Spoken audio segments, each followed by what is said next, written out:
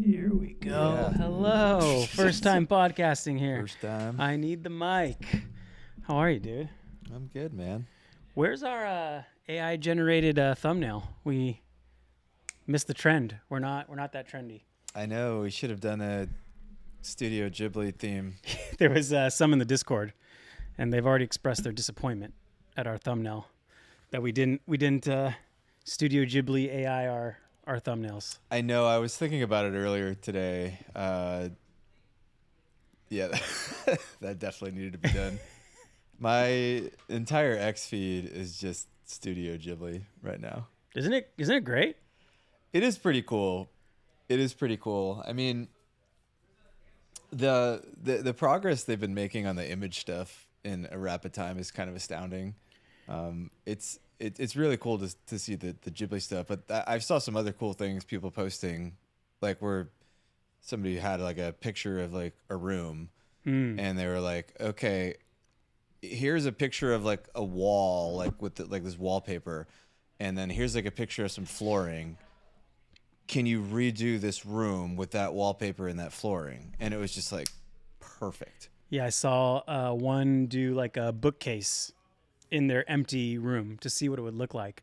But we run a lot of ads. Yeah. Facebook, TikTok. You must be drooling. Oh, drooling. Like, it was funny. Like, yesterday evening, we were just doing a meeting on like all the different types of ads we create. Which ones can we use AI for? Which one need people for? And we were like, the image one still kind of needs like a person to do. And then we get out of the meeting, start scrolling Twitter, and we're like, well, that's irrelevant anymore. Like it's done for us now. So yeah, we've been playing with it all day and just like fine tune the prompt, and we get some good results. We'll see if the ads actually convert and they perform well, because that's all that matters. But it's pretty nifty so far, at least.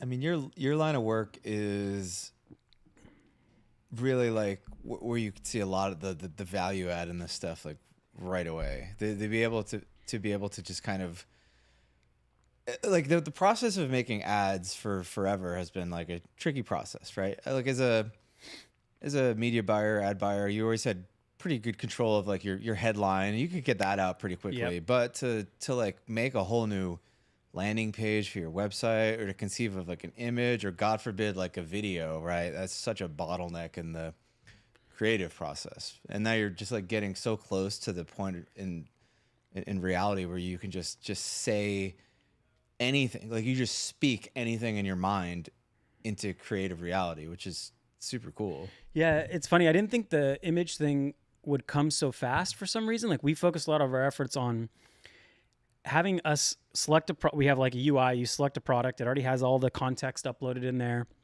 and you hit a button and it generates 10 video ad ideas with the angle, the headline, everything. And then one click button, it'll import into our Airtable the suggested ad copy, the video script, the length, everything that basically a video editor needs, including a screen by screen instruction. And we've got it where like every time you hit it, it'll generate 10 ideas for a product. I'd say maybe you hit it twice, so you see 20 ideas and you get maybe one or two good ideas and they're all unique from each other, which was really challenging in itself. But we emphasize a lot of effort into at least taking the creative part of the video process and have it done within a few button clicks. And then humans kind of take over for the video creation. Yeah, so you're sort of ideating the concept with AI, but then you're using still like actual video editors. Yeah, because like, in ours, one KPI is like how many new angles for a product can you try? The more you try, the more likely to find a banger and find success. So at first we were like, all right, we'll just hope the media buyers come with ideas and like write scripts and put them into Airtable, and then we'll create them. None, or very little doing that. So then we did a creative meeting where we all came up with ideas during this hour thing, put a timer, did 3 products, brainstorm a bunch of ideas, and then all the media buyers had to do is take those, write a script, enter them in Airtable. Still no action. So we were like, all right, fuck this. We're gonna have AI come up with the ideas, and then we're gonna just select the buttons on the ones we want, one click into Airtable. And so now we're spitting out a lot of video ideas. And now the image stuff is even cooler. You can take existing winners and just say, hey, make this ad, but with my product. And it has all the context in there. It's funny, like we've joked multiple times that like a year and a half ago, 2 years ago, we were saying, oh, the job prompt engineer will come up. It'll be like a real job one day. Mm-hmm. And I'd say maybe 15% of our marketers' time is actual real prompt engineering. Some employees are like 80%, some are 15%, 10%. But I could definitely see a world in, by the end of the year, 30, 40% of their job is actually refining the right prompt. And then as a company, okay, who figured out a better prompt for this? Okay, now institutionalize it in like software that has a UI where button click or even no button click, it just auto generates and starts feeding the system so that it cranks out ads in the process. And we just measure the KPI, how many did we create? And it's a good leading indicator for will in 2 to 4 to 6 weeks time, will we be testing enough and find some winners? So yeah, growing fast, changing a lot. I've gotten some feedback from people that their Instagram feeds are turning into like just like AI slop. Yeah. Because I think a lot of people are doing what you're doing, and I would assume executing it much more poorly. And then like this seems like the type of thing that Facebook in particular is not going to want to have happen. They just have all their users just inundated with just Slop. dog poo, right? And it's something that like I've noticed on X, right? It's just like I almost can't even read comments anymore. It's so weird. Like you open the comments and then just like there's just like 100 AI responses, and they're just like regurgitating the post somebody already in like just like a dumb way. And I just feel like I'm surrounded in the online space with just like trash now. Yeah, that, and also just newsletters, articles even. You're like, okay, this is like clearly a chat GPT summary of like something else. Yeah. But we're like, if you look at our output, it's not AI generated images or AI generated video. It's real video that we shot. It's just all the like white collar work, creativity work ahead of time to generate the idea, generate the script is just a button click now. Mm-hmm. And it's a lot of work, actually. It's taken a significant amount of time to get it there, maybe 2-3 months of basically someone's almost full-time work, kind of making the system work. But yeah, I'm hoping that over time, the algorithms will be like, okay, this is AI generated. We don't like it. And we kind of still have some leverage of some original content. Just we cut the time and cost drastically in half, and just the mental overload of coming up with good ideas. We'll see.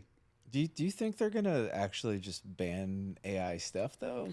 No, seems I think aggressive. I think Facebook would love it if there are 100,000, 1 million AI profiles just kind of triggering engagement so that the humans can then see the ads and generate more ad revenue. So if you could have some pretty polarizing AI characters on there, pumping up content, responding to every comment, everyone's getting notifications because they're experiencing this kind of asymptoting curve of new users, right? So what could really spark up the engagement again and increase the number of ad impressions per user per day? So I think they welcome the fully so AI. You're talking about like users, like AI. Is that a thing that's going to happen in the future? Like Yeah. That's the new frontier for social media. Is they just pump their like we think of Facebook as being like limited by the amount of humans on Earth with like an internet connection, but in reality, like it's just like unbounded. Like is there a world where there's like a bunch of AIs interacting on Facebook, and then you can like pay to show an ad to that AI because that AI is like processing the data of that ad in some way, shape, or form? Like, is there's this whole like secondary kind of social? Nah, they're gonna have to make sure ads don't get shown to the AI bots. But I do think, look at OnlyFans. There's pure AI profiles and kind of adult, kind of the bleeding edge of technology somehow in our world, and it gets transferred over into the real world. And I think there will be. Well, it could be a different model because, like, yeah, I guess you wouldn't want to show an AI like an ad for basketball shoes or something because it doesn't have feet. But like these things, like what they want data, they want to feed off of like other like what real humans are doing on social media. Could you have like a different kind of account? Could you charge them something else just because like what's valuable to them is maybe scraping people's photos or just interacting, because you could see a world where somebody wants to put like an AI on social media and have it like interact in an environment and train itself and everything. Yeah, imagine that on Twitter, because Twitter, without having API keys, you can't really crawl the data. So, but a real user could. Oh man, I saw this tutorial on Twitter. It was how to create social farms, and this guy just had like 60 to 100 phones, almost like Bitcoin mining rigs, like rigged up and running software, completely different phones, accessing different IP addresses to kind of farm engagement. So he's using the kind of mechanical automation to create the same effect, right? And I think that'll be used to boost certain types of content that you want. So you could post something, have the other 50 like it, share it, and just kind of trigger something. Oh God, everything's fake. Everything's fake. Everything's fake. What are you drinking today, sir? Well, I just drank an old fashioned, and I'm about to pop this Boss Tweed IPA from Dekoch. Oh, Dekoch, his alcohol gift is gonna be paying dividends I'm not really for a few an IPA weeks. guy. Actually, kind of. I don't want to say I despise IPAs. I don't despise them, but they're not like I like malty beers. I like just like a nice ale, a nice Belgium. It's like the hops, right? This one's got 9.3%. Well, the chat last week was stoked at your alcohol content of your beer, because by the end, I don't recall most of last week's episode, actually. Well, we're happy to report. I hope it was good. We're happy to report that everyone got home safely after that. Yeah, I'm here. Podcast. I'm here. All right. Well, let's give a shout out to our sponsor. Go to Zbiotics.com/alfalfa and use the code alfalfa at checkout. You get 15% off the pre-alcohol, which is that very special genetically engineered probiotic. It takes care of that nasty toxin acetaldehyde that you didn't even let me say it. I don't know if you're ready for I was it. going to be on it. I don't know. I was ready. You look perked up and ready. Yeah, that nasty toxin is what makes you feel like shit in the morning. It's not the dehydration. So still get some sleep, still take all the electrolytes, but the pre-alcohol is the one that's going to really take care of you. So you drink it before. I like to drink it 2 hours before we start drinking. And it does a trick for us. Hope it does for you. A lot of you guys have already taken us up on it and use it religiously. But yeah, go to Zbiotics.com/alfalfa and get 15% off your first order. And if it doesn't work, they will give you all your monies back, because they're that cool. By the way, I stole one from your drawer. So okay. My tab is... So we're -1? We're -1 again. Okay, -1. It's always in debt. Notice, and the juice starts as soon as it leaves the drawer. I can't remember things. It's hard to remember things. By the way, we didn't have it on the agenda, but did you see that GameStop is buying Bitcoin? You know, my favorite part of it was the press release was just, we approve the buying of Bitcoin. No reference to today's, right? Yeah, no reference to like why. Just we're just buying Bitcoin. You should know. Well, today they put out something. I mean, I should have prepared more for this, I guess. But like they put out they offer some sort of instruments or something. I saw it like right before I came. Like here. A convertible debt sailor thing. Yeah, like it's getting serious. I think that was like Bitcoin kind of ripped right at the end of the day, and I think that's why, because after the stock market closed, they made this announcement and we started ripping. And it's an interesting question of, is this relevant, right? And the market's kind of trash right now, and I think we're kind of in like a sell the news mentality. Yeah. But it's like worth considering. I mean, they got like $4.5 billion or so in more. I think 4.7 billion in cash on their balance sheet. That's no joke. If they run the same Sailor playbook, aren't they kind of like the alternative coins, the altcoins of what we typically see in crypto? Like Bitcoin was the original, Sailor is the original, MicroStrategy is the original, and then you see everyone else run the same playbook. And does it have as much juice as if they keep running the same playbook? I guess it's still money being put into the flows. I mean, it's an interesting question. I feel like it's definitely bullish for Bitcoin. I think it's an interesting question of like, how bad is it for MicroStrategy? Like, is it good for MicroStrategy because we're setting this like flywheel effect of like every desperate dead company coming in and just becoming like a Bitcoin Treasury company, and then that kind of boosts their thing, or does this sort of dilute like the offerings that they're making to the market in a particular way because they're not the only game in town anymore? Yeah, I mean, at its core, it's a treasury management play, and so maybe the novelty of the play just kind of like dies out, and people remember what it's for. Oh, you just have a treasury that may go up in value, but we're not going to sign the same premium because, well, there's quite a few companies doing it. But Saylor was a fan. He was promoting it. I mean, it's got to be happy. I think he's happy even if MSTR does kind of bad. I don't think he cares about the MSTR. He's just been rugging the MSTR holders for months at this point. So I don't know how much he even cares about the stock price. I think he cares more about Bitcoin price at this point. But yeah, like I think the essence of all these strategies is they're just like repackaging the asset in a way that strips away volatility, right? So that it's like a interesting. They're just doing some sort of like vol arbitrage basically, and then they're capturing that premium and like putting it back into the company, and it's an interesting. It's simultaneously like really interesting, but also it's one of those things where you just look at it and you're like, what is this? Yeah, like timeline we live in. At what point does it become such a fucking joke, right? Like you have these real companies that are becoming dormant or obsolete, and they're just using the newest financial engineering tricks just to let the existing bag holders find an exit. It reminds me of crypto in a way, because I think in crypto we created these assets, right? And initially there was this like kind of facade of seriousness, like, and we were like worried about cash flows and stuff.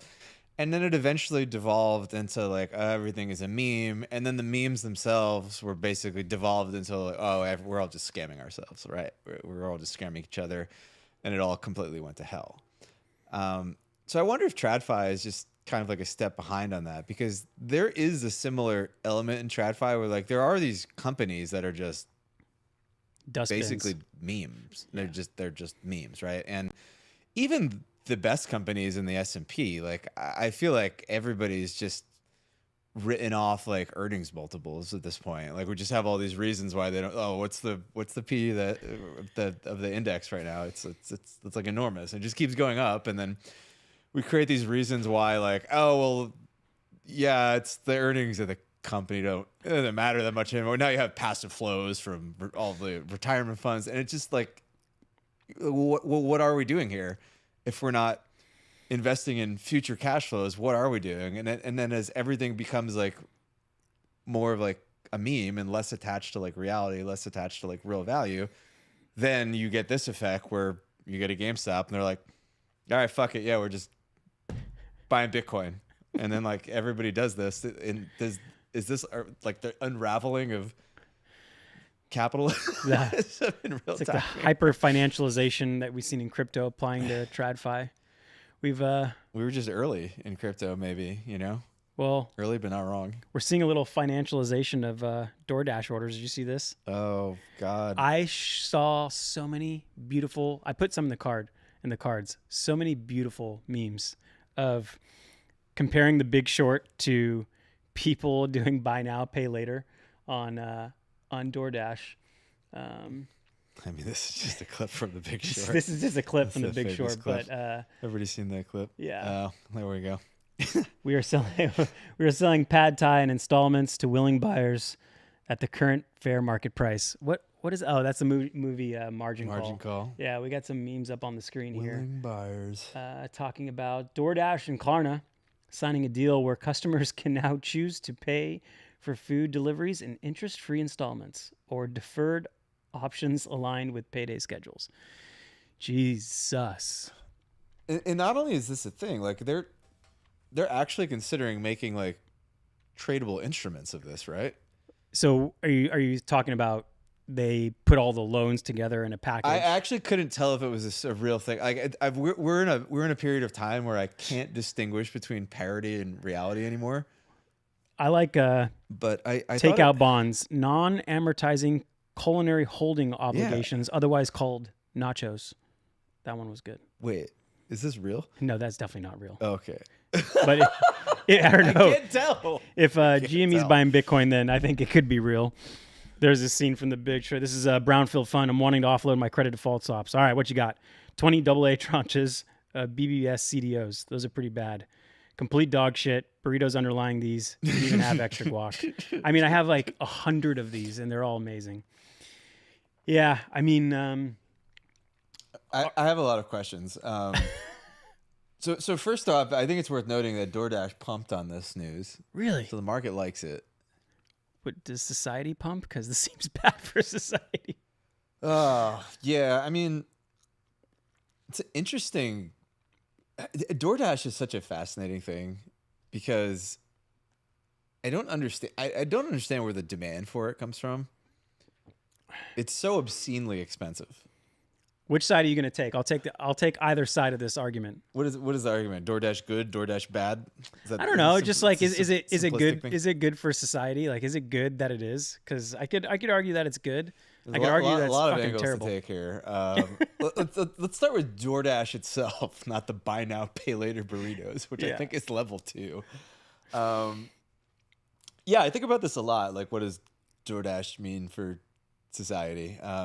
Is it good or bad? I mean, it's not bad, right? Like you're basically creating a marketplace where people are willing to exchange their time for money. You know what? Okay, what do you think the minimum total compensation per year is for someone to like start using DoorDash? How much do you have to make to be reasonable? Okay, if you make $30,000 a year, okay, probably obvious that you shouldn't be using a luxury convenience service like DoorDash.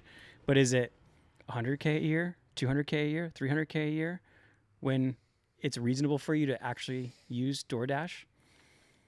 I mean, it's how often? Well, I did some numbers. You got a whole. I got a whole thing.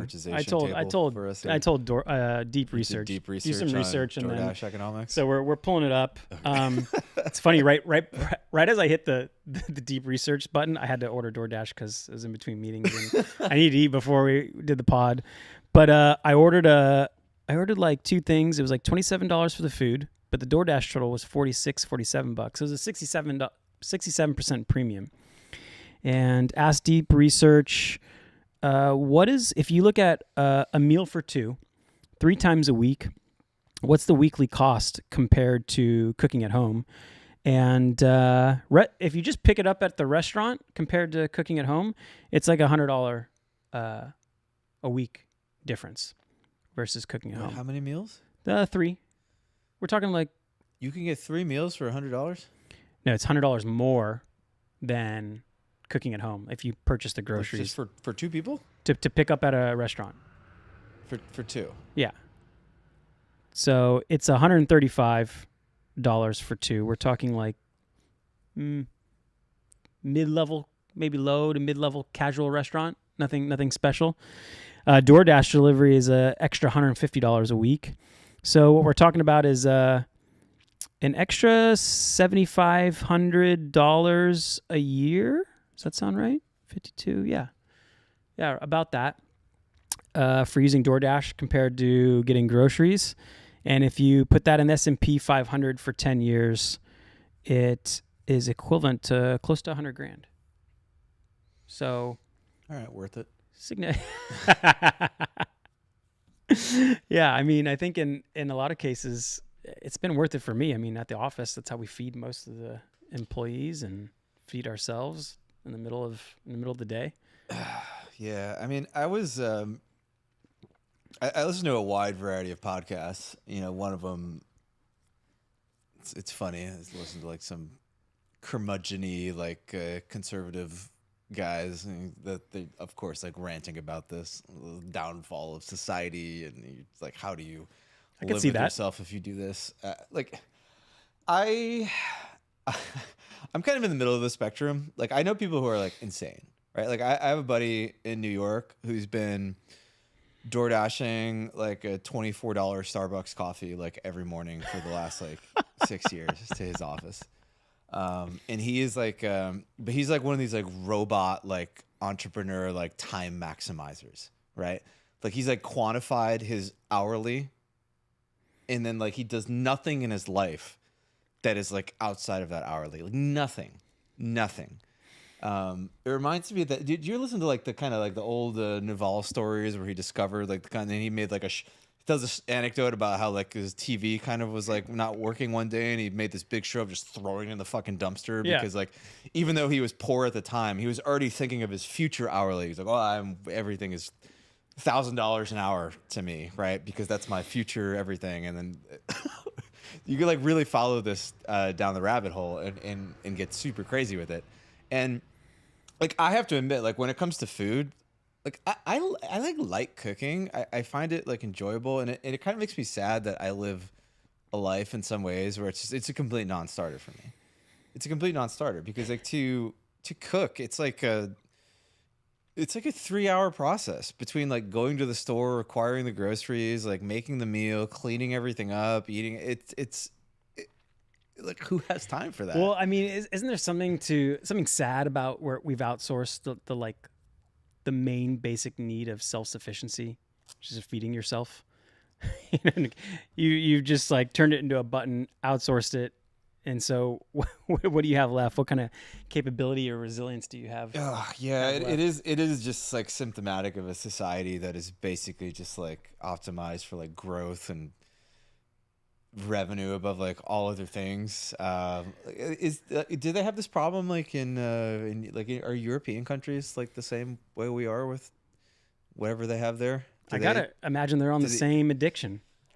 You know, it's like we've gamified a debt culture. They don't have an excuse. They don't have excuse. They're already working like 3 days a week and taking 3 hours of cigarette breaks a day. Like they can't like go plus the siestas. I guess siestas and everything too. No, they're not allowed to do this. Like we do this in America because we're crazy people, and no.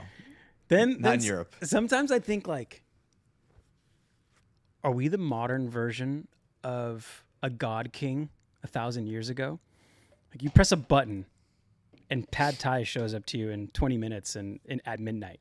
Like you're the version of an Egyptian god. You have magic at your fingertips, and there's something to that. And people are still not happy, you know. Yeah, it doesn't like the Louis C.K. skit with the airplane and the Wi-Fi. I love that one. Classic. I mean, I used to be mega obsessed with my time, and I'm still like very aware of my time, but I would say in like my older age, like I've gotten less crazy about it. Like there was a point in time where God, it's funny like thinking about like the life cycle of like the young man. You know, you kind of like go through all these phases, and like in my mid-20s, I was in like hardcore like entrepreneur like crusher phase. Like I read like the 4-Hour Work Week and like listen to some podcasts, and I'm just like, oh my God, like my brain exploded, right? And then I was just like, I can't do anything. No, I'm not lifting a finger. I had like a personal assistant, and an executive assistant, and like a digital I had like basically like a chief of staff at one point in like our house. We were all living together, and like we didn't do anything. Is this the poker house? Yes. Okay. We did nothing other in the name of like productivity, but like in reality, like we didn't like fill all those hours playing more poker. Like we fucked off and played beer pong or something, right? So, like and as I got older, like I started thinking maybe it's not optimal to just like completely arbitrage like every single element of your time, right? Like there'd be point in times where like a friend would like ask me to pick them up or something. I'd be like, I'd rather just like send you an Uber. Right? I'll just send you the Uber myself. Like, do you know? Do you have any idea how much my time is worth? Like, you want me to? And it's just very transactional. And now like I haven't had an assistant for like almost a decade at this point. Like I probably should, but like I basically do everything myself now, and like we have technology like DoorDash and stuff, right? So one of the reasons I use DoorDash and I splurge sometimes is because I'm just like, well, I don't have an assistant. Like I used to be paying somebody like to go get the meal. Yeah, like Yeah. thousands of dollars a month or whatever, just for just like a part-time gig to do all this stuff. And now it's like, oh, I just click button. Once in a while, I pay like an extra $20 for this thing. Yeah, Or, now it's a variable cost only when you need it and not some fixed yeah, cost. and so that's kind of like been the middle ground for me. Did do you have like a hardcore like assistant right now, or like, I mean, we have an office manager that kind of part of her role is to help us with stuff like that, personal items, and just kind of making sure everything's all good. But it's definitely not full time. Booking like your travel and stuff. Not the sometimes the personal travel. Sometimes she'll do mostly stuff that can be done online. Sometimes some physical errands, but it's, I don't know, 10% of her time, not 90%. I find it just as mental overloading as, trying to figure out what they should do with your time, what stuff you need to do, syncing up calendars. But she is going to at some point take over my email inbox because I don't look at it anyway.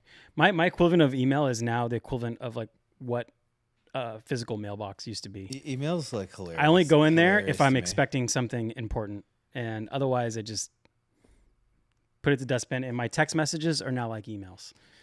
Like people at this point, I think just know that like email is like, I don't check it. Like I barely ever check it. Like we were starting this pod and I got a text message from a friend. I know with 100% certainty it's because he sent me an email like 3 hours ago, and like I didn't look at it. It's just been like another thing. But like, do you think there's benefit to just doing menial shit sometimes, or do you think it's optimal to just like go full like Alex Hormozy status and just delete everything from your fucking life that like it gets in the way of your productivity and just become a productivity machine? There's definitely valuable stuff in, at least for a business owner. I don't know about like your personal life, but as a business owner, sometimes when you get stuck with a menial task, you find little gems or gremlins in your business when you're doing it yourself. Like, what was it 2-3 weeks ago? I was wandering through the warehouse. And I was just walking along as they were fulfilling orders, and I happened to pick up an order slip and notice the kit for that SKU was completely freaking wrong. And the only way I would notice, I noticed it is because I happened to start looking through order slips and their process. And so found something there. We sometimes get returns to our office rather than our warehouse. So I was opening up a few of the returns, and just people would either write notes.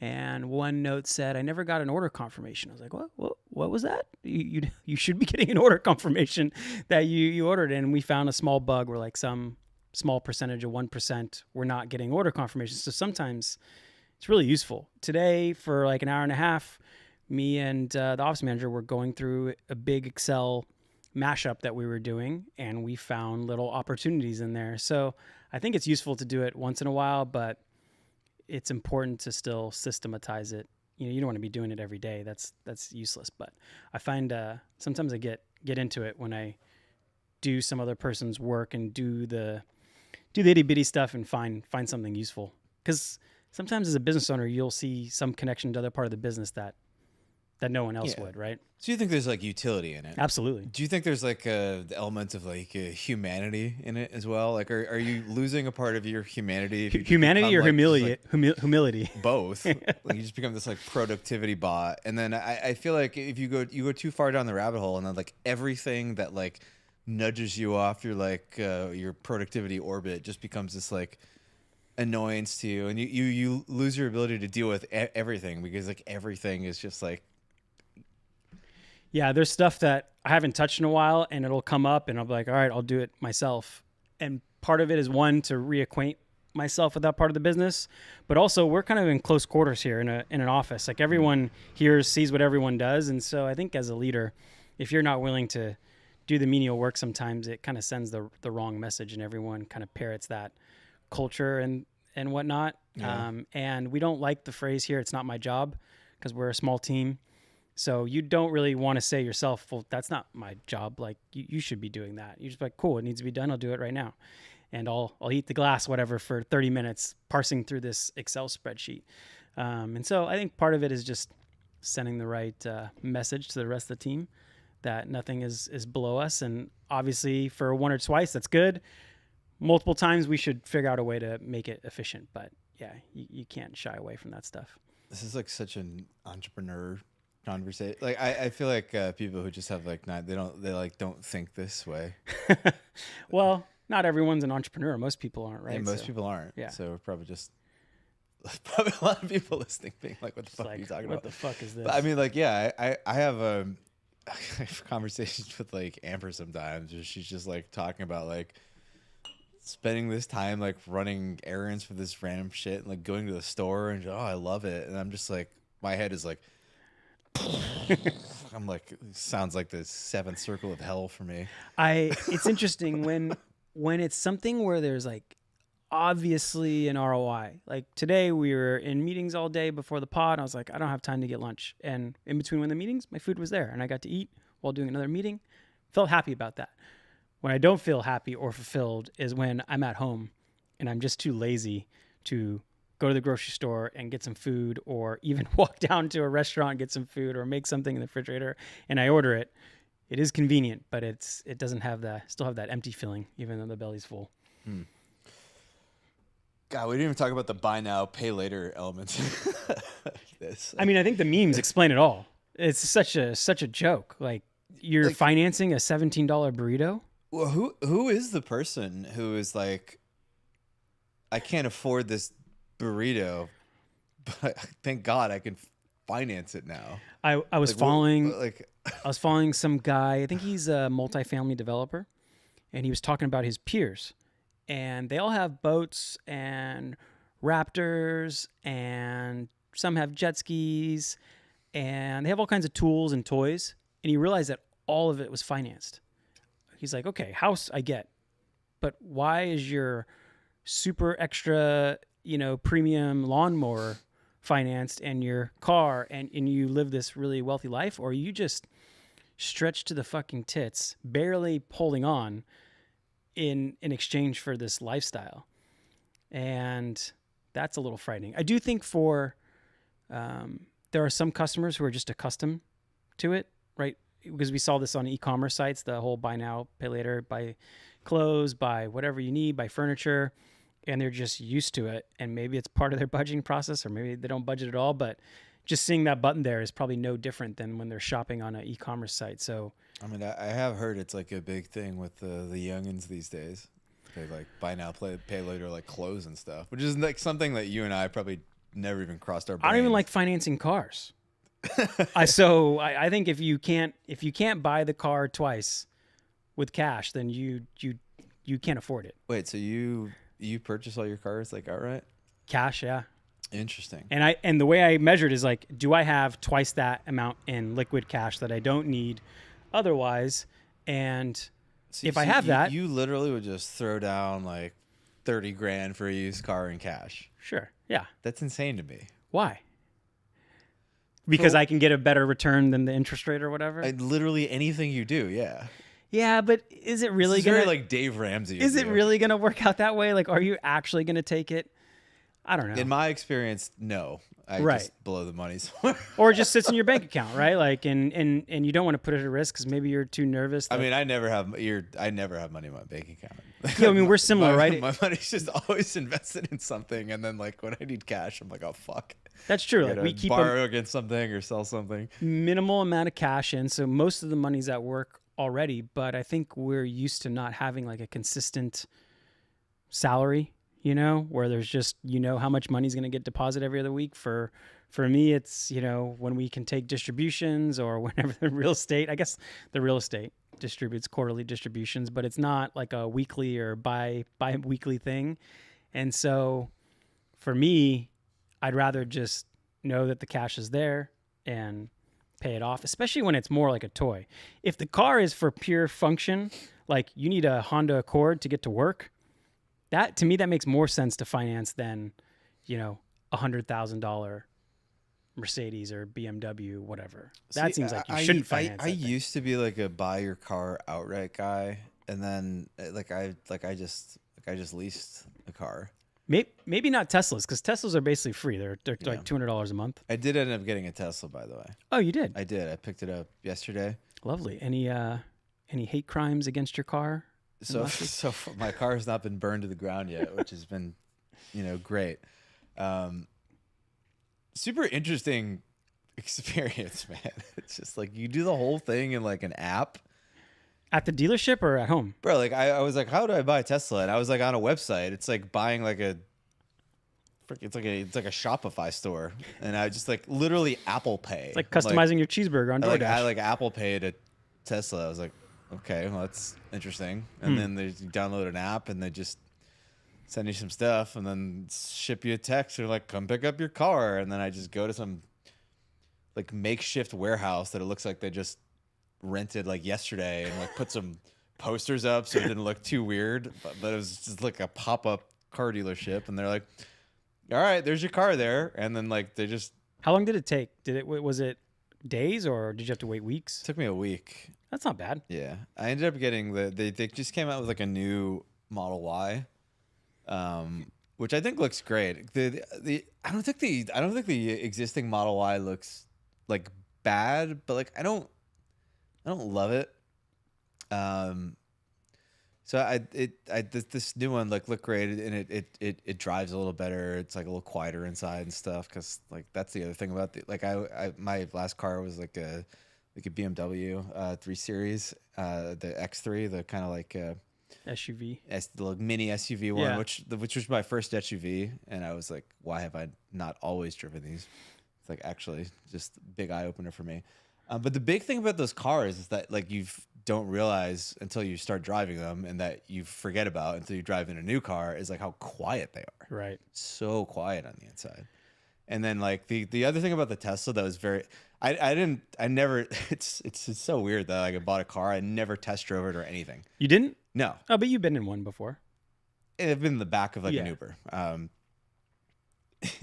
But like, it's like a car to me, like in this, like cars, they just like don't matter that much to me. And the mere fact that like, cause I had a lease and like, I gotta get a new car. So I was just like, fuck, I gotta get a new car. So it was just like a thing I had to just get off my brain as quickly as possible so I could just focus on other stuff. It'd be fun to be a car guy, but none of us are. Might be fun. Yeah, I mean, there's something glamorous about it, but I don't even know if there is anymore. It's just kind of like is it like a boomer thing now to be? Nah, like I got buddies that might have up to 6 cars at one time. They might be buying, older school cars, luxury. They're all luxury cars. One is just a specialist at Porsches. He knows exactly what price he should pay.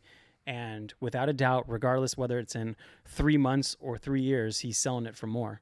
So I think that's like a interesting. That's fun. I mean, I knew a guy who used to always be driving a new car, and he would like kind of just get them at the auctions and kind of flip them and stuff. And he'd basically like be always like gradually like making more money as he got new cars and everything. But it's like a job, and you have to like really like that. And I don't care about that. Yeah. So anyway, they put me in this Tesla, and they're like, "All right, bye, have a nice day." And I'm just like sitting there. This thing's like, the interior is like unsettling. There's just like nothing there. It's just like it's like a severance office. I was about to make the exact same joke. It's just like there's just like there's just like a giant iPad there. There's nothing else, and you're like, so I'm sitting there and I'm like, okay, how do I make car go? And like I couldn't even figure out how to put the thing in drive. Like there's no stick shift or whatever. And then I realized like I have to just touch this thing and slide up. You just have to think that you want to go forward. That's what I tried that actually. Does it just know? Telepathy. So yeah, I mean, I kind of miss the analog stuff. Like I like buttons. Like buttons. Also, you have to look at the screen. That's the only thing I don't. I've almost crashed like 4 times already because I'm like I just want to turn the volume up, and I'm just like, I have to like tap the screen and like. You miss the thing. I kind of hate it, to be honest. But I will say that, have you driven an electric car before? Yes, I have. Okay. The acceleration is. This is the first time, literally the first time I ever drove an electric car. It was when I drove this car off the lot.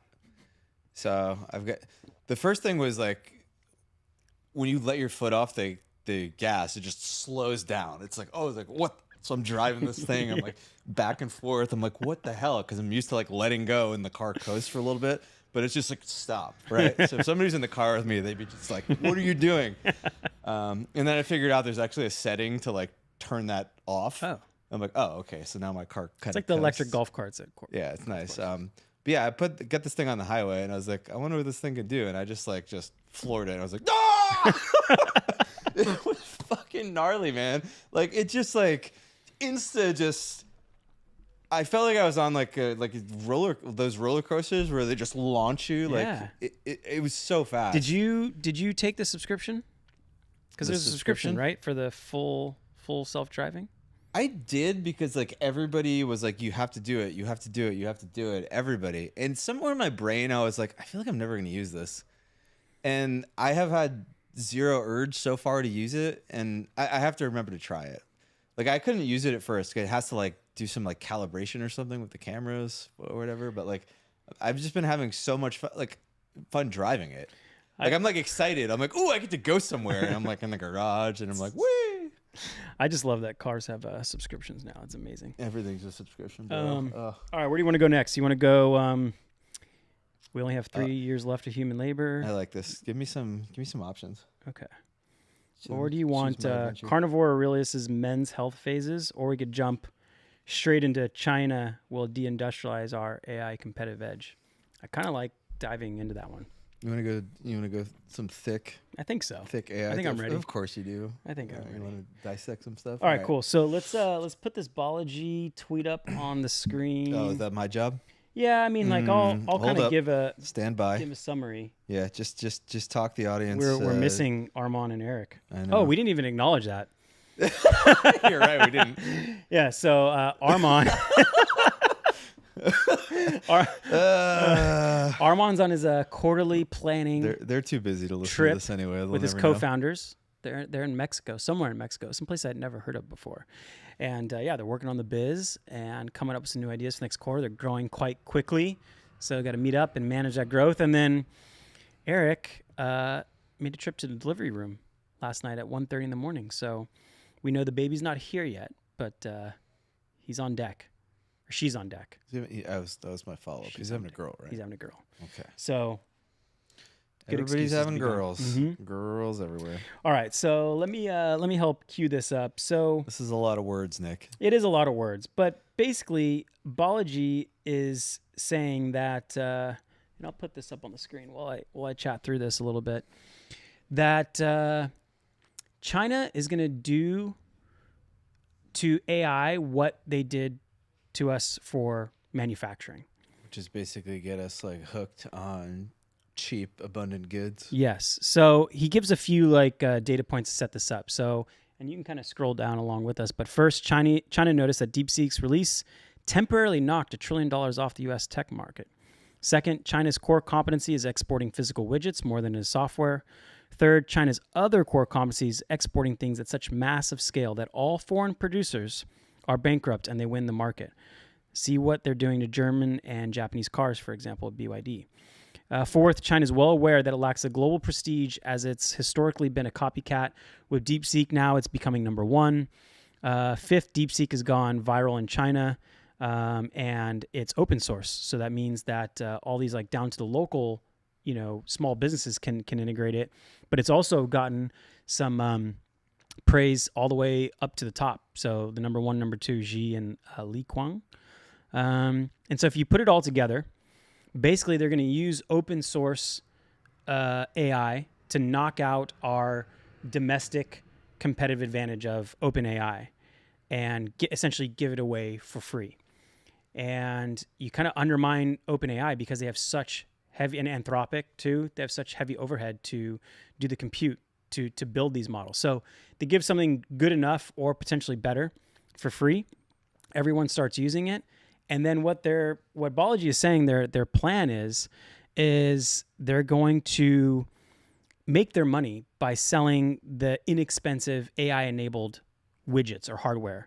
So whether that's a smart home, smartphone, self-driving cars, consumer drones, robot dogs, every other robot version you can imagine. And that's right in their sweet spot and definitely not in ours.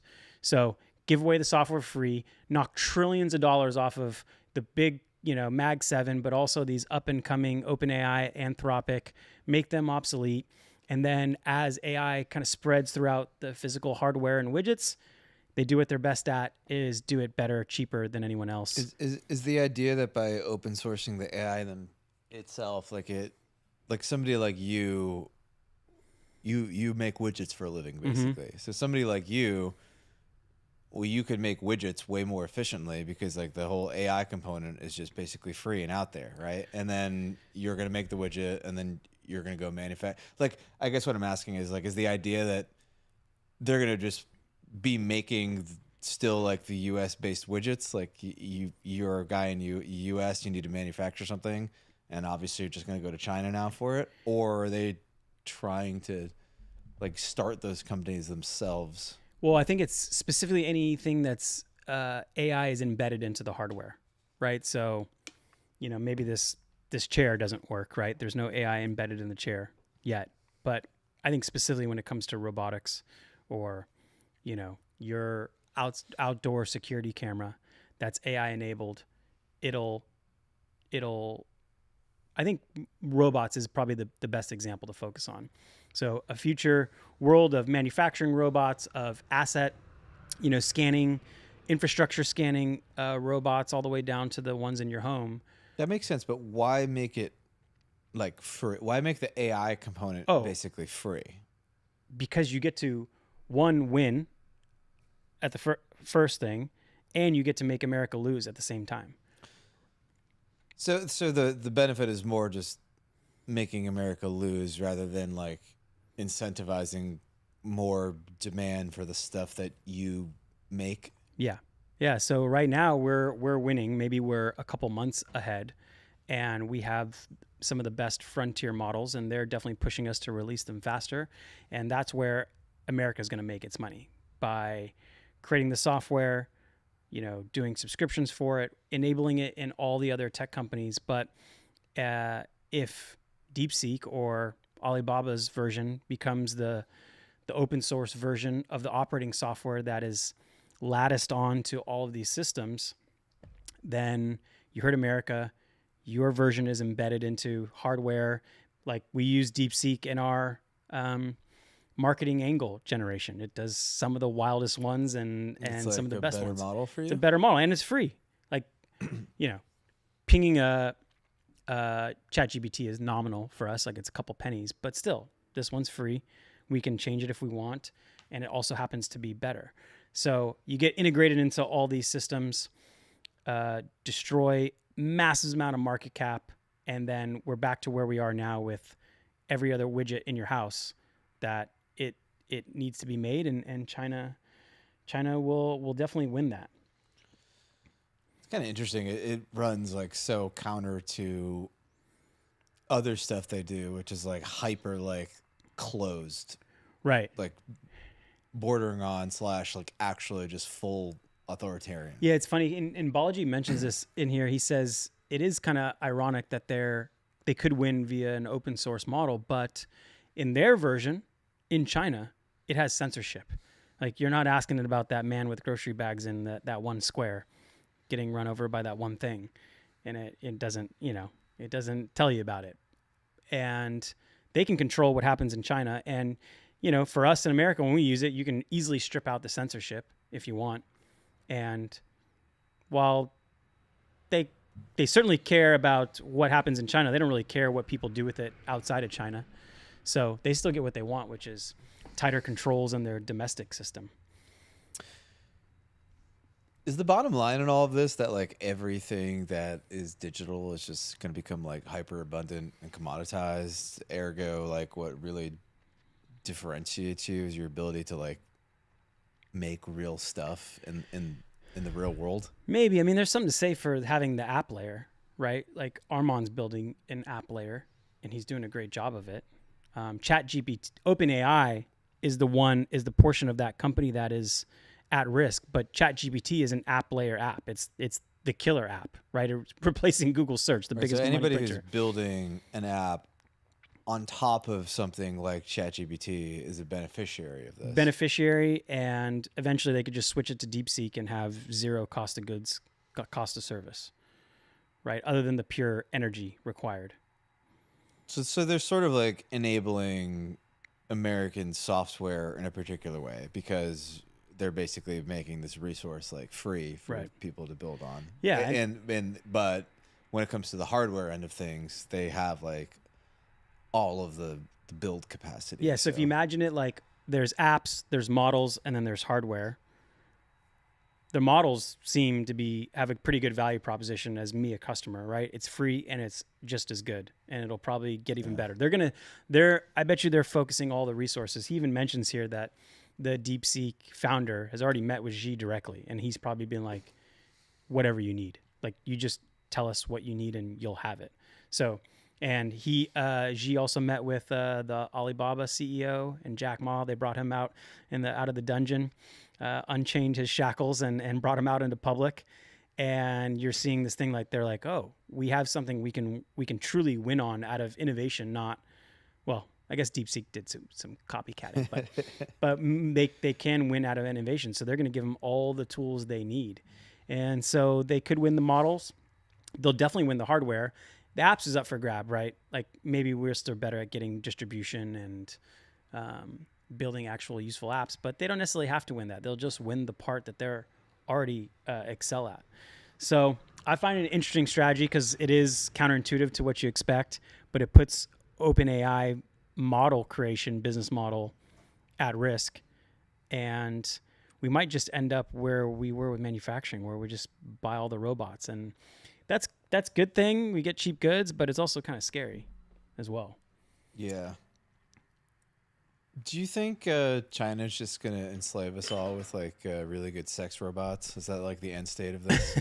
Yeah, I guess that would be the easier, non-kinetic way. That seems like the sweet spot of their open source AI or manufactured robotics. My thought was always, the planes and military we sell other countries. I was just always wonder, they have like the serial number tied up and there's a kill switch hidden somewhere in that hardware or the code, and they could turn it off at any point. All of a sudden, the F-35s just like fall to the ground if it's ever used against the U.S.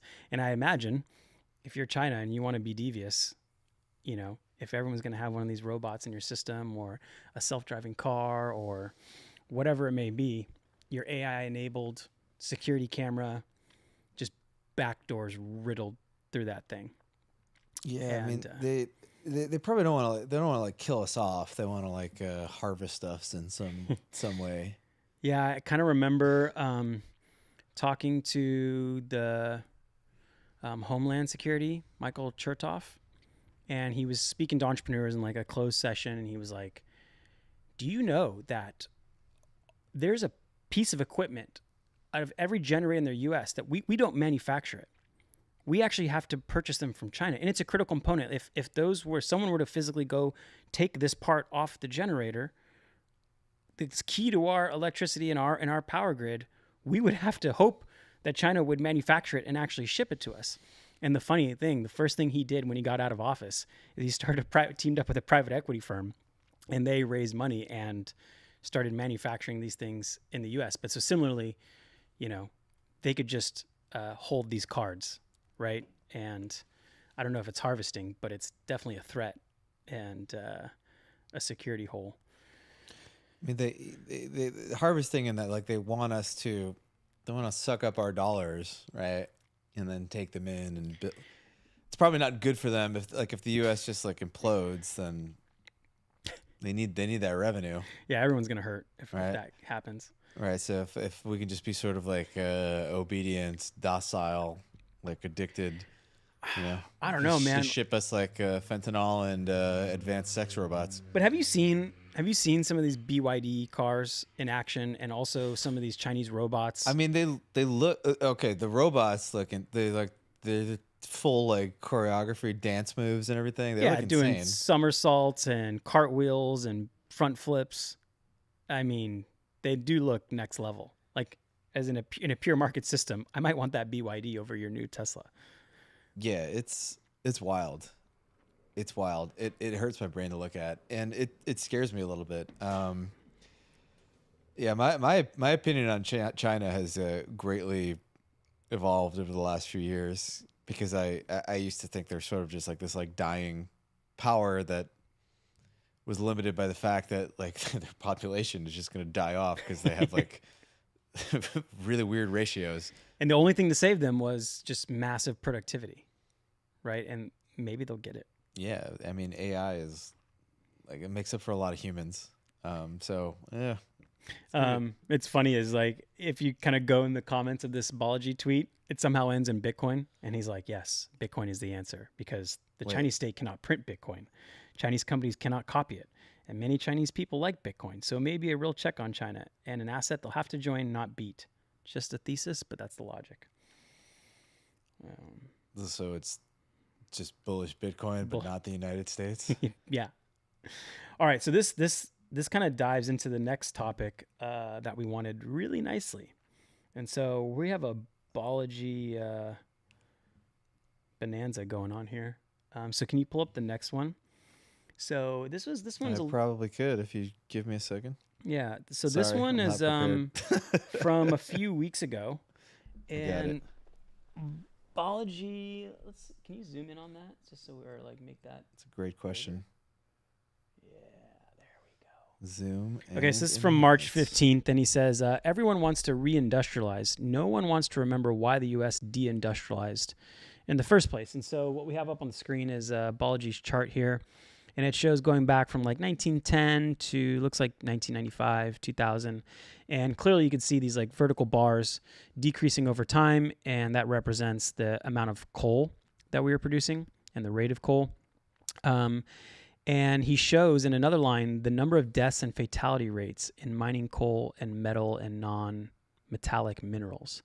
And he's just trying to remind us that there's a cost to reindustrializing. You know, it's cool to reindustrialize until it's your 19-year-old son that is, you know, working in a steel factory or a coal mine factory, I think is the kind of argument he's taking. He said there are real problems of pollution and industrial accidents that led to the proliferation of environmental and labor laws. And after generations in farms, mines, factories, and fields, many welcomed higher paying and healthier work. Of course, the cost of outshoring manufacturing is now clear, but it's important to understand that there were at least medium-term benefits in terms of reducing accidents and pollution, because those benefits will go away if you naively just reindustrialize. Mining and manufacturing were tough jobs that are now romanticized in the abstract, but can be difficult to recruit for in the concrete, especially if the resulting product needs to compete with China in a global marketplace. Your people need to work really, really, really hard and really cost efficiently to compete, and that's tough. So I think you were the one who initially brought this up because it was a pretty interesting take, because very much the news narrative is let's put tariffs, let's reindustrialize. Palmer Luckey's like, let's reindustrialize at least, you know, military. And they're starting to make good arguments for it. But yeah, Balaji's reminding us why we did away with that in the first place. It's a complicated thing. I mean, I think some of his argument is a little bit silly. Like, I don't think everybody's going to be dying in the modern era, working in American factories like they were in, like, you know, the Industrial Revolution era. Those times were wild. It is such like a complicated issue. Like, on the one hand, yeah, the free market is great and everything, but like then it sort of ends up with you not being able to produce anything internally, and then like at the very obvious, like if you look at this and like what is like the most obvious place where this goes wrong, it's stuff that you cited where like, oh, like our entire power grid is dependent on like a enemy country producing this thing that we can't produce ourselves. Or you go into something like COVID and you're like, oh, all the drugs that we need to they're manufactured over here, we don't. So there are very real like national security concerns, but also free trade is good. It's bad if everybody on planet Earth has to produce everything within their own borders, like that. And like if we were to just do that tomorrow, like civilization would basically collapse. Yeah, I mean, I think the biggest thing to kind of combat his initial argument is that we're not talking about going back to the coal mines. We're talking about hopefully a leap into like advanced manufacturing. So, you know, I imagine if you walk through Tesla's factory, there are still work-related injuries. I don't know how many deaths, but definitely work-related injuries. But it's a clean, you know, automated type of factory. And one, bringing those jobs back doesn't, or bringing that manufacturing back doesn't necessarily create as many jobs as it used to, but it's not like we're putting people in the coal mines. I don't think you're going to see the same environmental issues and, you know, workplace injury issues. So I think that's the first place to start. He's right that there's like a bit of a glamorization of this, if you will, About bringing the manufacturing back. Yeah, for sure. It's definitely being like hyped a little bit. Like we're just gonna make all the cars here, and it's gonna be like the 1950s again. Everybody's gonna be super stoked and pay $30,000 for a house, and that's not going to happen. Probably not going to happen.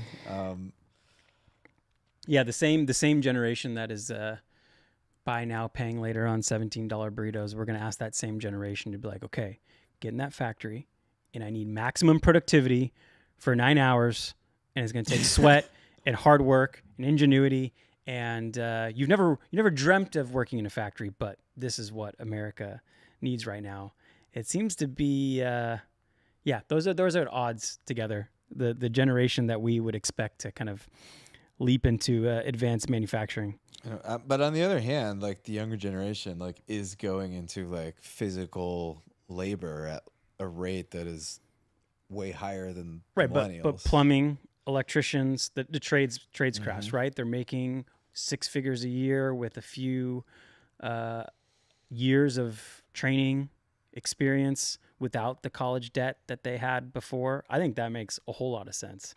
And you can eventually graduate into being, you know, an entrepreneur in that business too. So I feel like that's a good pipeline. But we're not talking about, you know, building cars or weapons. I don't know if we're built for that.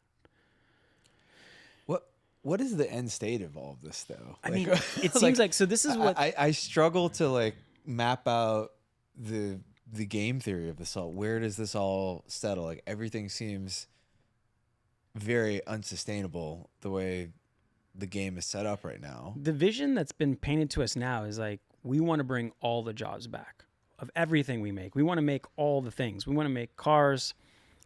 They go to Virginia and be like, we're bringing jobs back. Like people are thinking, oh, the coal mines are coming back, but you know, maybe they're not.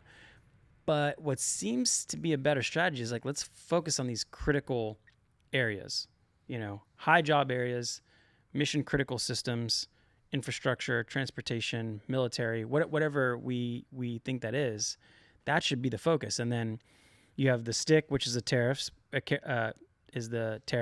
and then you need the carrot of like incentivizing those industries you need to cause a bubble in those industries to like flood capital, flood humans to innovate in those areas and actually do these things and take off some of the risk for entrepreneurs and investors to start them. But it just seems like we have this really wide, obtuse viewpoint of like all the manufacturing back just in one thing. It's like, well, why can't we just focus on a few lanes and do those really well? Tariff those really critical ones like pharmaceutical manufacturing, like you mentioned, incentivize them at the same time instead of just this blanket, we'll bring the manufacturing jobs back. That's where I think it should end up, is this like targeted approach with the carrot and the stick, not just a bunch of sticks and obtuse language.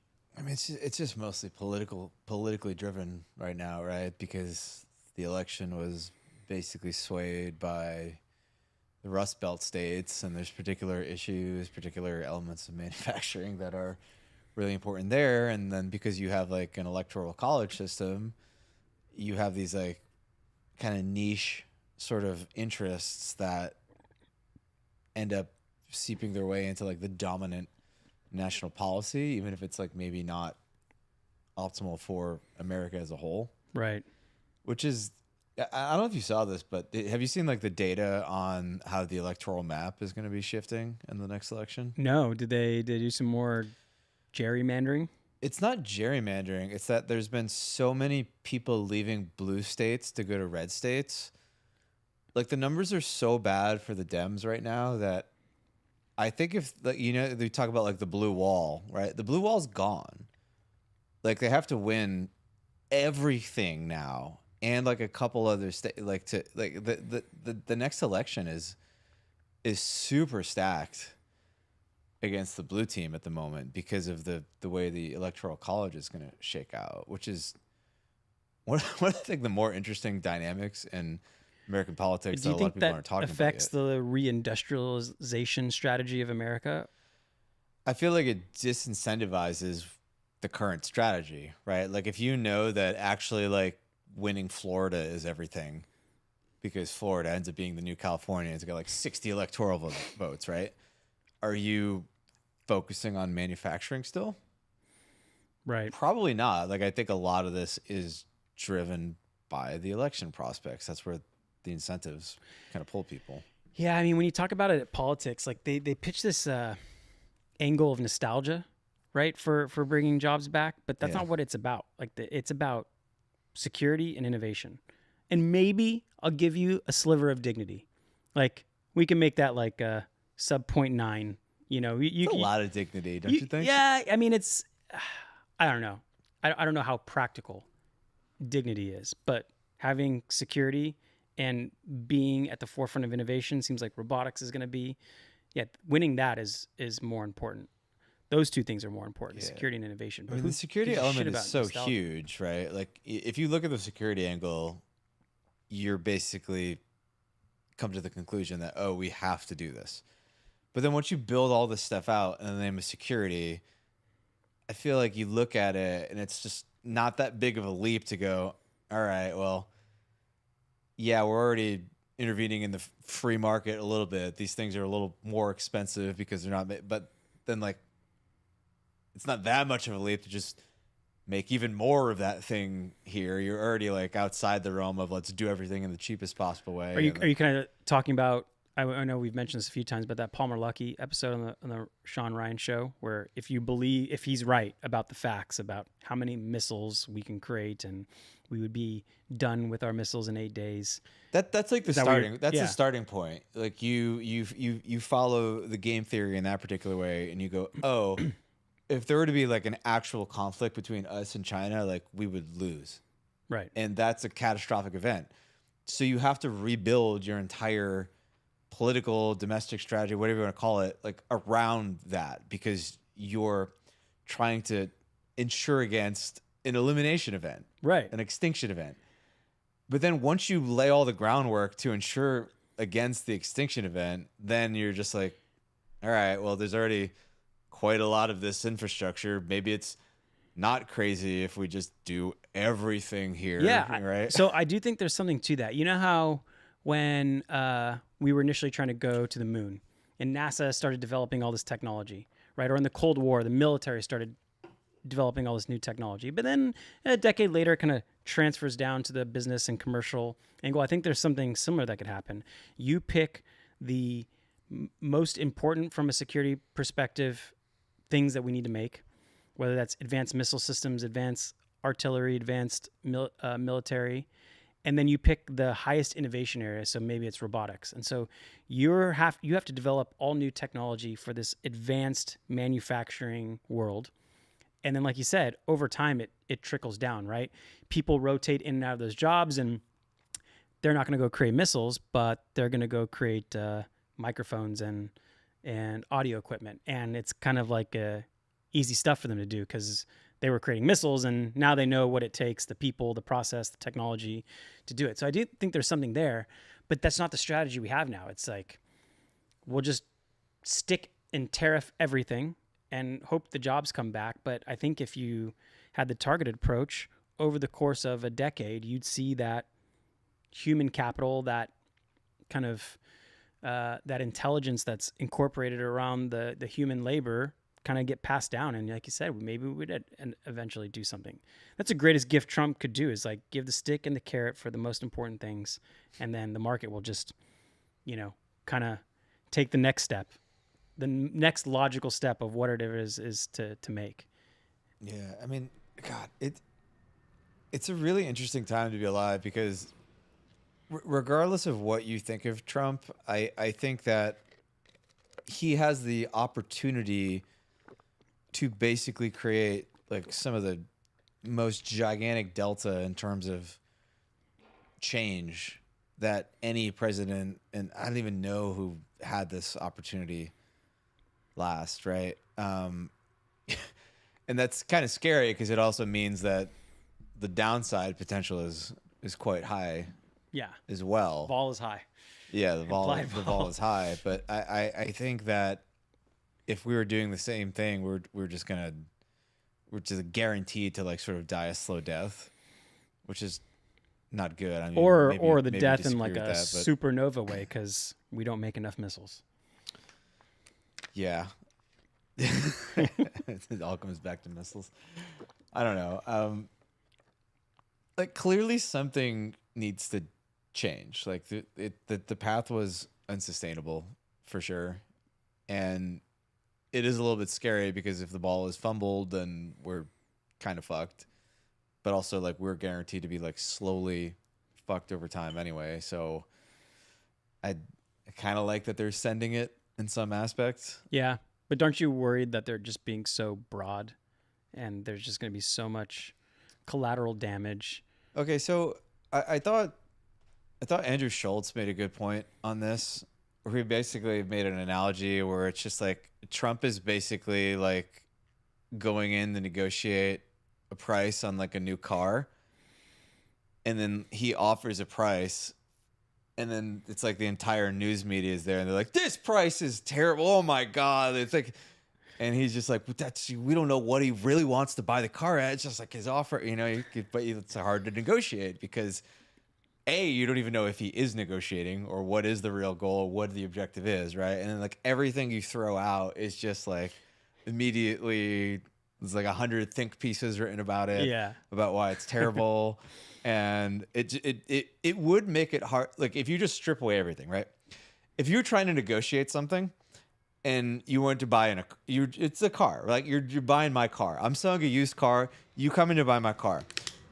You offer me a price on the car, and then there's like 100 journalists behind you, and then in like 3 seconds, there's like a million tweets go out about like why like your offer is racist or something, or you're a fascist, and then you're trying to negotiate the price of the car, and you're like, God damn it!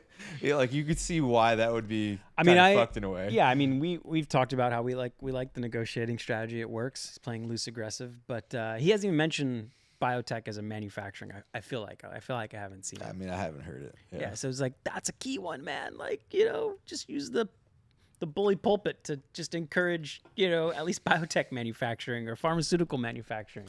There's no strategic choosing of which things we should make and which things we shouldn't. And but like, again, like even when this is the problem. It's like once you get into the realm of like, oh, we got to make these choices, you're kind of delving into the world of like central planning. And then like central planning is kind of communist. Right? It doesn't work very well. Yeah, but like we're not saying, okay, make this, we want you private company to make this many missiles. No, we're just saying we want to encourage general production in this industry. Go do it. Sure. Here's some interest-free loans. Even doing that, you are sort of like a butterfly flapping its wings and causing a hurricane somewhere because of a bunch of things. Yeah, you're going to create a bubble in it, right? You're going to create a bubble, but you kind of need that to just get the industry kicked up again. Yeah, I don't think it's that. We're not picking like what was Obama's Solyndra case, like where they were like picking individual companies. No, you're not doing that. You're providing, some kind of policy which enables financing and tax incentives. I think it can be done in a more intelligent way, and I am kind of a fan of this like hybrid approach where the government is sort of like a piggy bank that like funds contests in a way. X Prize. Yeah, like so there's a couple models of this, right? Like you could have the model where the government literally just runs the company itself, which is probably the worst thing, right? Yeah.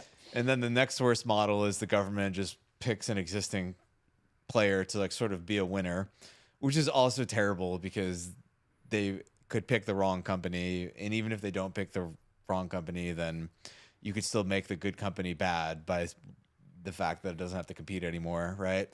By choosing any industry, you're basically like voting in one industry over another. You don't know what's happening there, right? You're kind of like obscuring like the benefits of price discovery in the market, right? So that's a problem. But like the other thing you can do at the other end of that spectrum is just basically be like, we're just going to be like a cash prize. So you allow like some degree of competition still, but you're like injecting a little extra incentive in there, which I think is probably the happy medium. Because I think if we do zero central planning, like I think China probably eats our lunch. Yeah, you have the ultimate central planner, if any country's shown. Yeah, and I think they're just good at playing the mechanisms of the West and the free market like against us, because I think they see where the system ends up consolidating everything, and then they like the manufacturing is a good example of that. It's like, okay, this is great, we get to be this sort of like financialized economy where we make like so much money in terms of salary per capita, and our purchasing power is like enormous, right? But then like we slowly basically eroded like all of our manufacturing base, and if like the shit were to hit the fan, we'd be totally fucked because we can't make missiles or drugs or a whole litany of other things. Right. And that's like China just exploiting just what capitalism does. So pure capitalism in a world where you have like multiple players who like don't exactly buy into the system is like very exploitable. Yeah, there's a access that doesn't exist in capitalism, which is like global security maybe. And that new access gets introduced, and it warps everything. Yeah, it's like a lot of the fatal flaws of a lot of these systems is they sort of assume that everybody in the system kind of wants the same thing at some particular level, right? Like this is something we've talked about with like some of the basic fundamental Western values, like the freedom of speech or something, right? Freedom of speech is a great thing in certain like bubbles where it's like kind of like a white Christian nation of European descent, where like but then like you throw in like another entity that doesn't buy into any of those values, right? And they very easily can just use your values against you and just subvert it and blow up the whole system. And then you end up in this like weird catch-22 where like you have to like manually intervene in the system, but then you're kind of like compromising your principles, right, in a little bit. And it's the same thing in the market, right? Like, yeah, I want to have a free market, but then the free market starts doing things where you're like, oh, we're threatening the security of the company. BYDs are $15,000. Well, what if we just put our hand on the tiller over here a little bit, and then you're like, well, we got to push this button too, and push this button too, and then the next thing you know, you're not a free market anymore, and then you enter this weird purgatory state where it's like you're intervening a lot.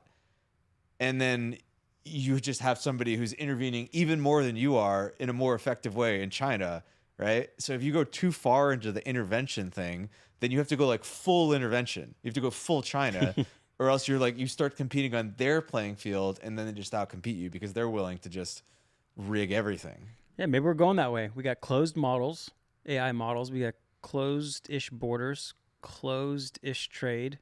Is that what the future is? Is the future more closed? Like, is everything closed? Feels like it. Ooh. Right? I mean, even like small things of, Trump administration battling the judiciary, making an argument that it's judiciary overreach. That's kind of like a sign of a more authoritarian, central planned government, right? I like the checks and balances. I'm a big fan. But it feels like the trend in the U.S. is getting more closed, and it's funny how nimble China can be to open up the right things to, attack us at our weaknesses. Yeah, the judiciary thing is like it's very interesting because it sort of exposes the idea. Like we sort of like have this assumption that the institutions work because like the formula by which they operate is just inherently like perfect and flawless, right? And then we don't notice that there's actually this like gigantic like sort of implied assumption happening at the base layer, like right. You call it the social fabric or whatever you will, like that actually enables all this to work. And one of the most interesting things in the United States government is this like interaction between like the judiciary and like the executive. And it's a thing that if you don't dive into it, you feel like is like very cut and dry, and then like the more you learn about it, the more you realize that like, oh, like a lot of this stuff is like unspoken rules or like this precedent or or it's just basically like an understanding that we're never going to go there. But if somebody were to go there, You're talking about questioning the underlying assumptions of, it's what's probably 100 years of playing the game, working around the rules. it goes back to that like old Andrew Jackson quote, like where was it the judiciary has made their decision, now let them enforce it, right? Like, and it's kind of like, yeah, like what would actually the result be if the judicial branch was like, you can't do this, and then the executive just is just like, I don't care, I'm just gonna do it anyway. And then you kind of see like how fragile a lot of it actually is. We might find out in the next few years. Yeah. It's I mean, it is like an interesting thing what's happening right now, because like on the one hand, like a lot of people are like, oh my God, they're going to defy the courts, right? But then you can flip it in the other way where you're like, wait, why is this like Obama appointed judge in this like district of Iowa like telling the executive that they can't do this like military action? And then all right, so actually I have a question about this, because I get that part, right? Or there's a district judge in DC that controls a lot of the executive branch's actions. But isn't that what the appeals court is for? Right? Isn't it as simple as like, okay, fine, you disagree, I have to stop what I'm doing, but I can then go make an argument to the appeals court, and then eventually if I need to, I can take it to the Supreme Court. So I don't know, that process seems to works when it's like you as like a business owner and you have a dispute with your employee, right? And it makes sense that you would go to the district court, the appellate court, and then it gets kicked up to the Supreme Court, right?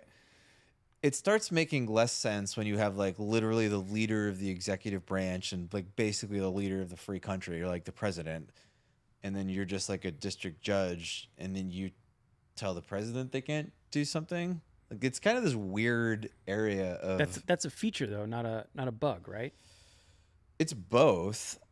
It's a thing that's going to get hashed out, I think, pretty rapidly, because this it's like unsustainable. Like, and this stuff is going to get kicked up to the Supreme Court, and then when the Supreme Court says something, I think like when the Supreme Court checks the executive, it's a different ball game. It's interesting though. Like oftentimes they don't even take up a lot of the things, like if it's not like everything you take up to the Supreme Court they kick a lot of it down. So yeah, and like a lot of these, it's like interesting to me, because like people have been railing against like these like conservative justices for years. Like it's like Kavanaugh was nominated and people were like acting like it was just going to be like the freaking TV show with like everybody's like a sex slave or some shit, and Amy Coney Barrett, and then like, oh God. But like, who's the Chief Justice? John Roberts. Yeah, John Roberts is like shooting down right wing stuff constantly. He like shot down like the objection. He like let Obamacare go through, right? And then recently, like Neil Gorsuch and Amy Coney Barrett recently, and Kavanaugh, like they've all shot down like a lot of Republican stuff. And I don't know. It's like it's been my observation that like the right wing justices are like they're kind of go back and forth a lot, but like I never see like Ketanji Brown Jackson like siding with like, or it never happens, or right. So Sotomayor, like it never seems to go the other way. So like I feel like people's like freaking out over this is one of the judges on the left is pretty old and sick. Is it Sotomayor? No, Sotomayor is young. Oh. One of them is like Trump might have another pick in the next 4 years. Is it Breyer? No, it's not. God, I can't remember all my justices. Does he still exist? Let's see. Breyer's pretty. Actually, Breyer's 83. Okay, yeah. So I think he's pretty old. No, Sotomayor. they were trying to get her to retire before January 20th. Sotomayor, isn't she like relatively young? Yeah, but I think she's maybe not as healthy. Let's see. Yeah, doesn't say. But she's 70 years old, lived with type 1 diabetes most of her life. Reports vary widely about the current state of her health. So, unknown. Okay, Unknown. interesting. Yeah, I mean, back to our like original discussion, like even the court, it's even something as like what we thought was as basic as like how many justices there are on the court. Like, turns out that's just like a Thing you can... just like a thing we kind of agree upon, but like in reality, it's just like this like break glass, pull fire alarm thing that you can actually change. Like if everything totally goes downhill, and then you end up in this scenario where like people are getting, somebody gets elected and they just add 20 more justices, and then the other side gets elected and they add 20 more to like change. And Or then yeah, you have yeah, like add 100. add a third term. Yeah, I saw Chris Cuomo interviewing God, who's the Breitbart founder? Breitbart founder's dead, right? Steve Bannon. He's interviewing Was it Andrew Breitbart, the founder of Breitbart? Maybe. I guess Steve Bannon. Maybe I got him confused. Steve Bannon is. I think he's. I don't know. I don't follow the Breitbart stuff. Yeah. So anyway, You seriously, he was on Gavin Newsom? no, he was on Chris Cuomo, Oh, Chris Cuomo. and he's asking him, and then asking him a question, and Steve Bannon just calmly suggests the third term, and Cuomo was like, "Whoa, what are you talking about? It's not possible." He goes, "There are ways." And he's like, "What are you talking about? There are ways." And Steve Bannon's like, "We're working on it," and then he doesn't go into any details. But yeah, I mean, you're gonna hear that chirp up a lot over the next couple of years. I don't know if it'll. I doubt it'll actually happen, but I don't think that the public would support that. I wouldn't. Even no matter if he ends up being like the fucking savior of all. No, I mean, you would have to be.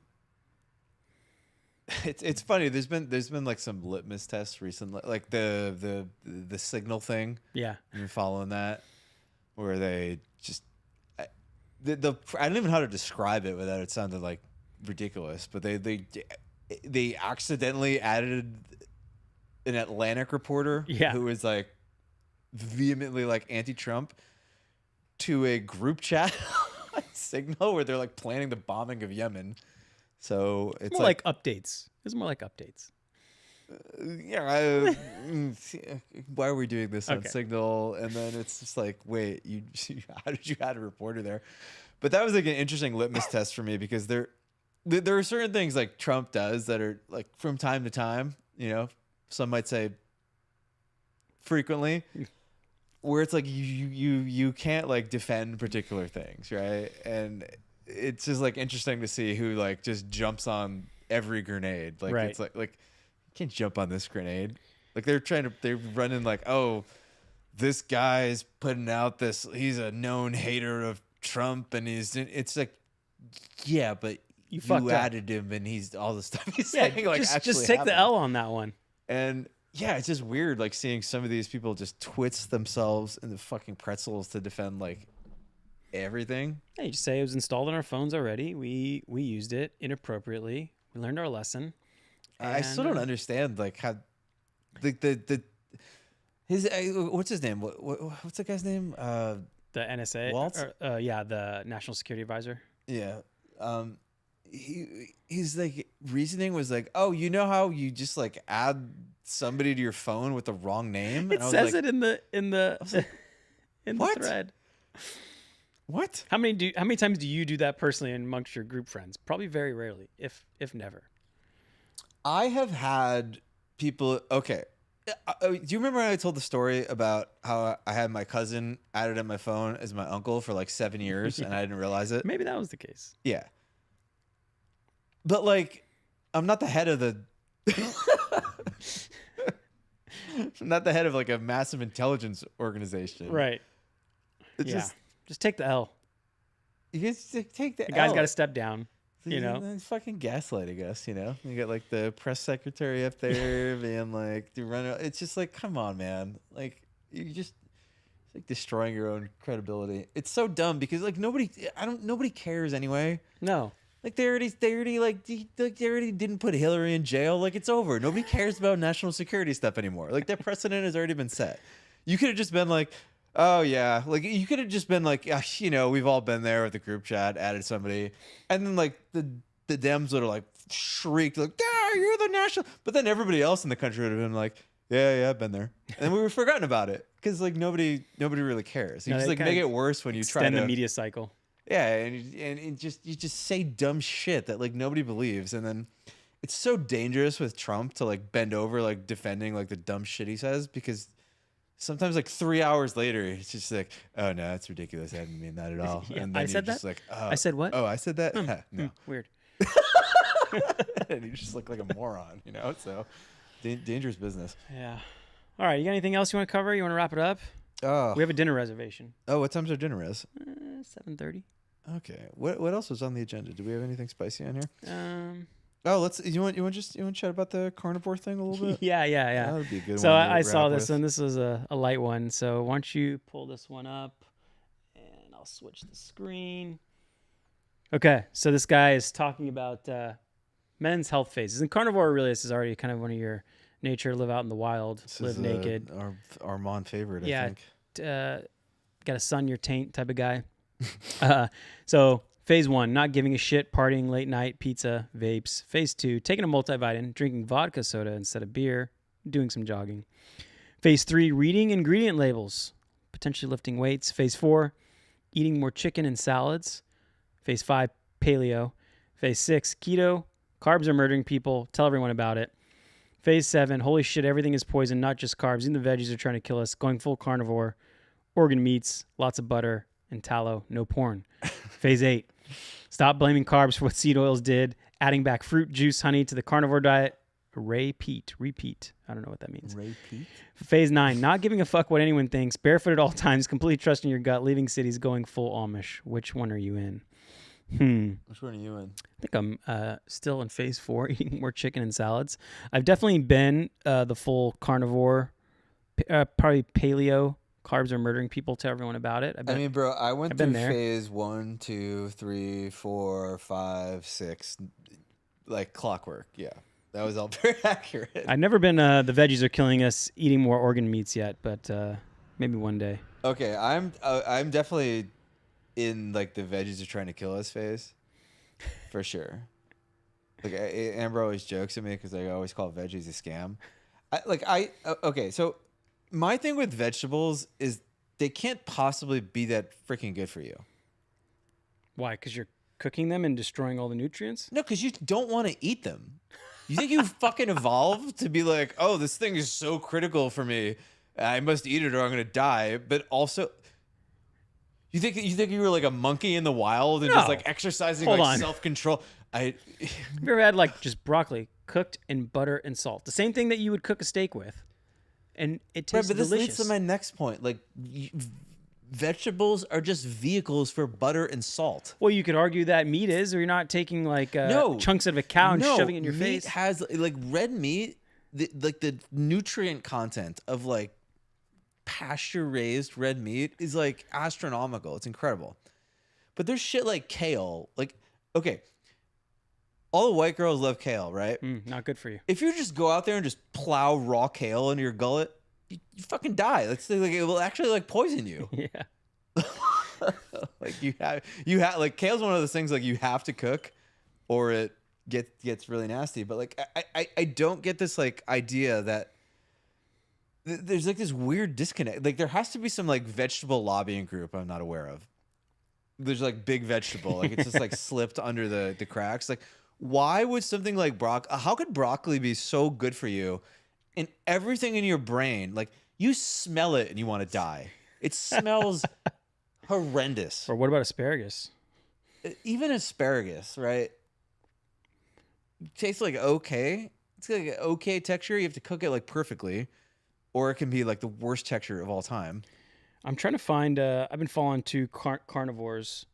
Is another carnivore? Paul Saladino, and I forget this other guy.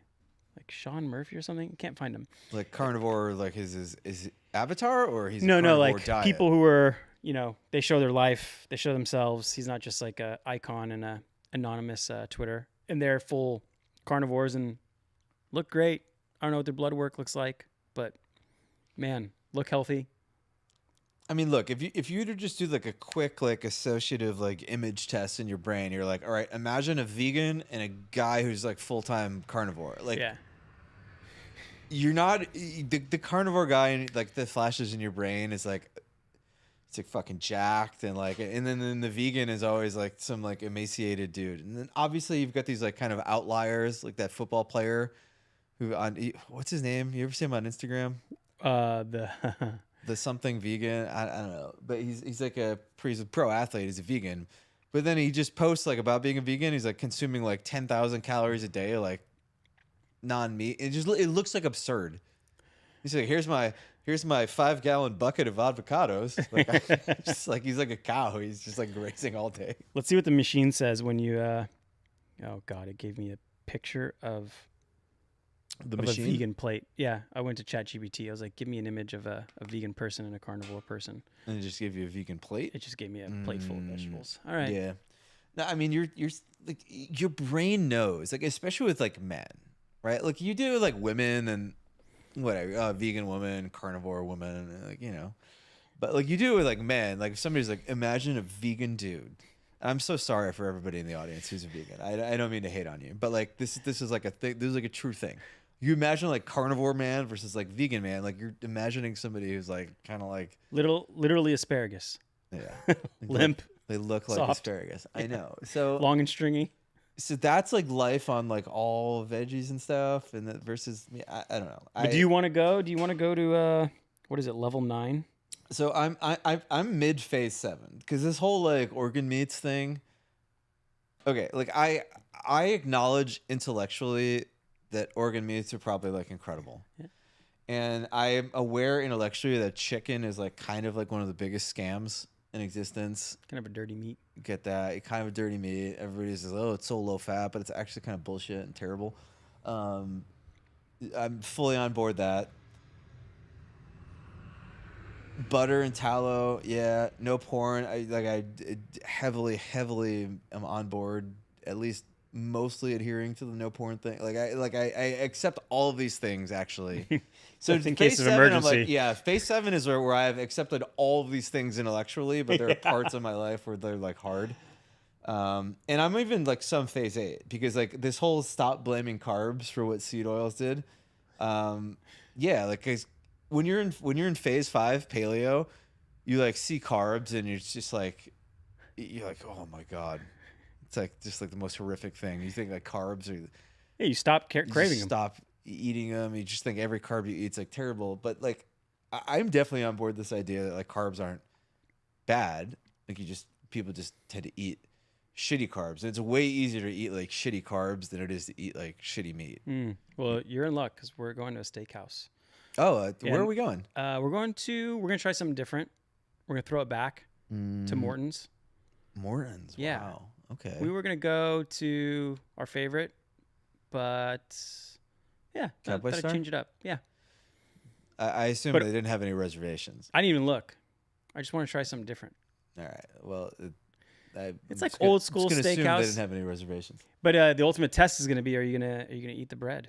The ultimate test is going to be: am I going to get an old fashioned? The Yeah, answer is no. No. Yes, we will. Yeah. No, can't hit these places. It's too risky. Yeah, definitely on board. The carbs aren't like evil.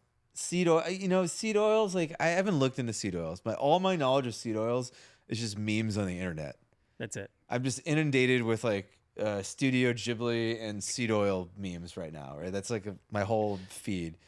Like the modern Twitter is funny because it's just like, I feel like 2 years ago, we wouldn't have this like shared experience where we log in and we're just seeing the same thing inundated. That's what it feels like. I don't know if that's true, but that's what it feels like. But like 4 days ago, I log in. I'm like, why is my entire feed bottles of Saratoga sparkling water?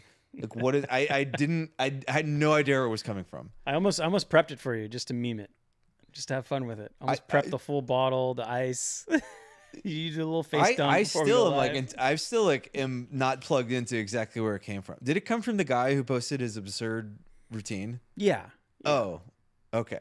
Yeah. That was the origin. So yeah, I take like 2 days off. Like, oh, I'm gonna take 2 days off social media, and then I come back Monday, and everybody's laughing at a meme, and I don't understand it. And I'm like, fuck. Citrini posted the parent company ticker of Saratoga Water, and he's like, if anyone wants to make a really dumb trade Monday morning, you could buy some call options this thing. I didn't see how it shaped up. I don't understand that. Like, what is the guy? Does the guy have any financial incentive to be putting this out other than like attention, and then hopefully turn that attention / mockery into some kind of like money making scheme? Like, he went viral, cool, hilarious, but why? I mean, this post reminds me of morning routines, because I feel like this morning routines is the same cycle. Like, you don't have a morning routine. You just like are binge drinking. You wake up at like 4:30 in the afternoon, and then like you go through this phase where you become like mid-20s like entrepreneur bro, and you just become obsessed with like morning routines. Yeah. And then like I saw an interview with like Jeff Bezos this morning, like, which probably was popped up in the algo, right? And this guy like asked him about his morning routine, and he just like laughed. He was just like, I putter around. yeah, it's just like full like horseshoe. Yeah. So I totally grok that. But the Aurelius thing is weird because he or she, I heard Carnivore Aurelius might be a woman. Oh. Yeah, rumor. So I don't want to assume gender, but this isn't like full horseshoe because it doesn't come around back to the same thing. It like kind of comes back around on some things and then it goes full tinfoil on other shit, like into outer space. Like, I haven't gone full Amish yet, barefoot at all times. Not around San Diego. I wish I could go barefoot. My feet are too bad. I can't walk anymore. It's sad. I'm down for the honey. You down for the honey? Honey and the fruit. What was the honey? Adding back, stop blaming carbs, what Cedos did. Add back the fruit. And juice I'm not so big on, but honey. Fruit and honey. Nature's candy. Yeah, I feel like, I don't know. I don't know if I can get behind the fruit and honey thing. We genetically engineer this fruit. It's so big and plump and juicy and full of fructose. Oh yeah, you haven't even had the Japanese strawberries yet. Those are the legit ones. Wait, there's Japanese strawberries? Oh, they're just like, where do you get those? I don't know, in Japan. Oh, well, that doesn't help me. But yeah, in the honey, like, can honey really be good for? It's just pure sugar. I don't know. I've read something and forgot it that made me feel the takeaway was good. Really? Yeah. All right. Well, let's wrap this up. We got to clean up and get to our rezo. Eric, I'm surprised that was 2 hours. That didn't feel like Eric 2 and hours. Mina, good luck. Armand, good work. And we miss you guys. And will I be here? Yeah, I think I'm here for the next 2. And then I'll be gone for a bit. Going to China. You're going to China? Mm-hmm. Oh, you probably told me that and I forgot. For two weeks, I think. 2 weeks. Yeah. Oh, no. I'll come back with some stories. Maybe That's some good. pictures. As long as we have 3 people. I feel like the pod is a little odd with just 2 people. Yeah, we're not used to it. I'm curious. We don't plan enough to have a pod for 2 people. Yeah, I'm curious. I'm curious if people like enjoyed this. There are multiple points in this convo where I was like, "Is this good?" That's not a good sign. Well, I don't know. Like it's a lot easier with like 4 people here because you're just offloading responsibility. You carry this conversation. Well, Tunsky says it's been a great combo, boys. Rocket says great pod, dudes. Have a good night. Okay. Good night to the chat. At least 2 people liked it. Yeah, thanks for sticking with us and being part of the conversation with us. And otherwise, we'll see you next week. Hopefully, we got another father on board. Fingers crossed. I can't wait. Otherwise, guys, we'll see you next week. Later.